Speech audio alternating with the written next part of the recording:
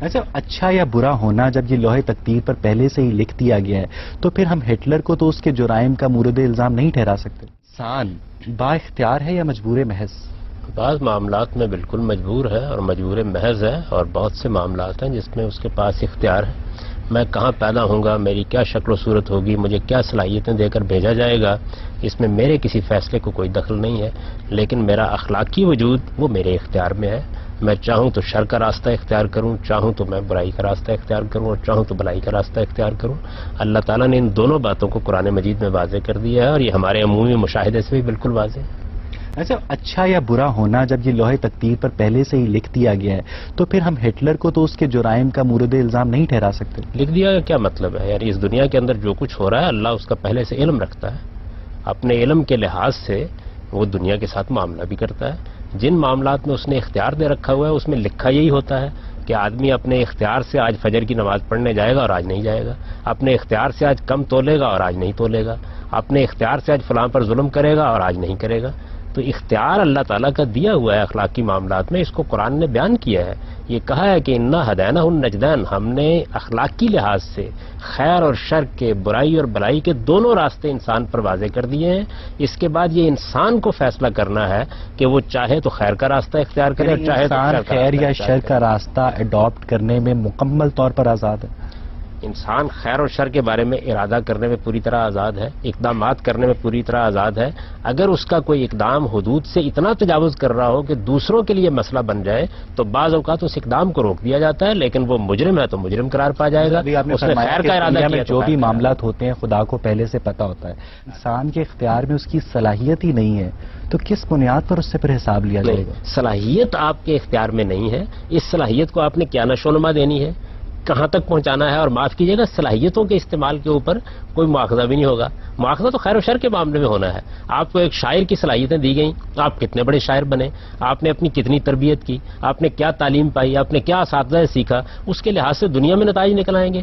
جو آخرت کا معاملہ ہے وہ اس بنیاد پر نہیں ہوگا کہ آپ کتنے بڑے شاعر بنے، کتنے بڑے ادیب بنے، کتنے بڑے سائنسدان بنے.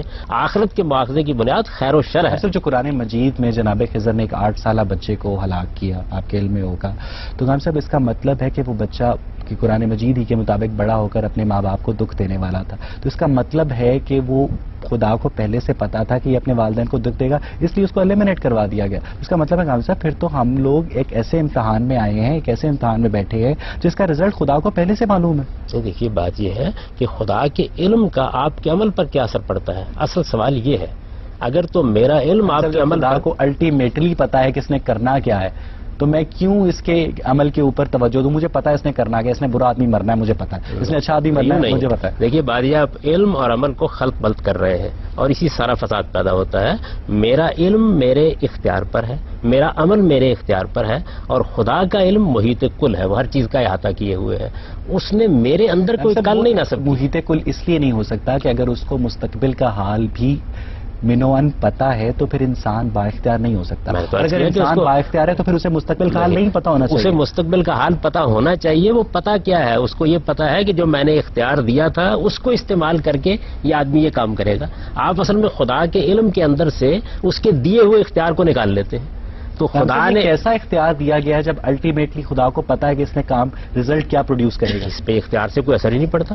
میرا علم آپ کے بارے میں، آپ تو ایسی بات، میرا علم مجھے 4 سڑکیں دکھا دی گئی ہیں، ان کی اینڈ منزل ایک ہے، میں جس مرضی سڑک پہ ٹریول کروں، میرا ارادہ ہے، میرا اختیار ہے، لیکن جو اینڈ رزلٹ ہے وہ خدا کو پہلے سے معلوم ہے کہ اس نے یہاں پہنچنا. نہیں دیکھیے یہاں پھر آپ نے مثال صحیح نہیں دی. آپ کو 4 سڑکیں بتائی گئی ہیں، ان میں سے جس پر آپ چاہے جائیں سب کا نتیجہ الگ الگ نکلنا ہے. خدا کے علم کا اس پر کوئی اثر نہیں ہونا. خدا نے اپنے علم کی بنیاد پر آپ کو کہیں نہیں روکنا. البتہ یہ ہو سکتا ہے کہ کسی موقع پر آپ کا عمل دوسروں کے لیے مسئلہ بن رہا ہو تو خدا اس میں مداخلت کرے، اور اس میں بھی اگر آپ کا ارادہ تھا تو آپ مجرم قرار پا جائیں گے. آپ یہاں سے نکلے، آپ نے حج کا ارادہ کیا، آپ نے احرام باندھا. 4 الگ الگ سڑکوں پہ نکلنے کے 4 الگ الگ نتیجے نکل سکتے ہیں. یہ خدا کو پتا تھا، یہ نہیں پتا تھا ایگزیکٹلی کہ وہ کس نتیجے تک پہنچے گا. خدا کو علم تھا. خدا نے آپ کے اختیار پر کوئی قدغن نہیں لگائی. دیکھیں 2 باتوں کو بالکل الگ الگ کریں. مجھے علم تھا کہ آج آپ یہ پروگرام کریں گے، میرے علم کا آپ کے عمل پر کیا اثر ہوا ہے؟ حضرائے کرم بتا دیجیے. اور آپ کو علم تھا کہ میں آج یہاں آؤں گا، آپ کے اس علم کا میرے عمل پر کیا اثر ہوا ہے؟ میں نے یہ اپنے ارادے اور اختیار سے فیصلہ کیا، ارادے اور اختیار کی بنیاد پر یہاں آیا۔ علم کو خدا کے علم سے نہیں ملا سکتے۔ میرا علم آج قطعی تھا، پہلی بات آج میرا علم خدا کا حکم ماضی میں بھی ہے، خدا کا جو علم ہے ماضی میں بھی ہے، حال میں بھی ہے، مستقبل میں بھی ہے۔ آپ کا علم صرف آج حال پر محیط تھا۔ دیکھیے، آپ لفظ علم کو جب مطلقاً استعمال کرتے ہیں تو آگے وضاحت نہیں کرتے کس بات کا علم، اس بات کا علم کہ آج یہ اپنے اختیار سے یہ کام کریں گے، وہ علم یہی رکھتا تھا، اپنے اختیار سے یہ کام کے کریں خیال گے۔ میں انسان پری ڈیسٹنڈ نہیں ہے؟ بالکل بھی نہیں۔ ان معاملات میں جن کا تعلق خیر و شر سے ہے، وہ معاملات جن معاملات کو خدا نے اپنے جن معاملات کا تعلق خیر و شر سے ہے ان میں انسان پری ڈیسٹنڈ نہیں ہے۔ دیکھیے، کون کون سے معاملات ہیں؟ خیر و شر کے تمام معاملات، مجھے اچھائی کرنی ہے، مجھے برائی کرنی ہے، مجھے جھوٹ بولنا ہے، یعنی اس مجھے کا رزلٹ پہلے سے خدا کو نہیں پتا؟ رزلٹ معلوم ہونا ایک بالکل الگ چیز ہے۔ رزلٹ معلوم ہونے کا میرے عمل سے کیا تعلق ہے؟ میں گھر سے نکلا ہوں، میں نے جا کر کسی کے مال پر غصب کیا ہے، میں نے غبن کیا ہے، میں نے اپنے ارادے اور اختیار کو غلط تقدیر میں یہ کچھ نہ لکھا ہوتا تو وہ نہ کسی کا مال۔ پھر آپ نے ایک لفظ استعمال کیا تقدیر میں لکھا، یہ تو آپ کی تعبیر ہے، قرآن مجید کی تعبیر تو یہ نہیں ہے۔ قرآن مجید تو یہ کہتا ہے ما تسقط من برکت میں حضرت عبداللہ بن عباس سے روایت ہے۔ آپ ذرا مجھ سے قرآن سن لیجئے جی۔ قرآن مجید تو یہ کہتا ہے کہ ما تسقط من برکت الا یعلمها، کوئی پتا بھی نہیں گرتا مگر یہ کہ اللہ اسے جانتا ہوتا ہے، لیکن پتا عالم اسباب میں جو اسباب پیدا ان کے تحت گرتا ہے، خدا اس کو گرانے کے لیے نہیں آتا۔